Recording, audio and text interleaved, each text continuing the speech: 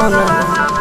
आगे तोर नहीं कसूर नहीं हमर कसूर गे दोनों के कैला का ऊपर वाला दूर गे आगे आशीषा के छोड़ा के तो मिलबे चिंटू या न जान से आगे सोना चिंटू या न जान से जोड़ी है बनावल भगवान के दोस्त नहीं इंसान के आगे सोना दोस्त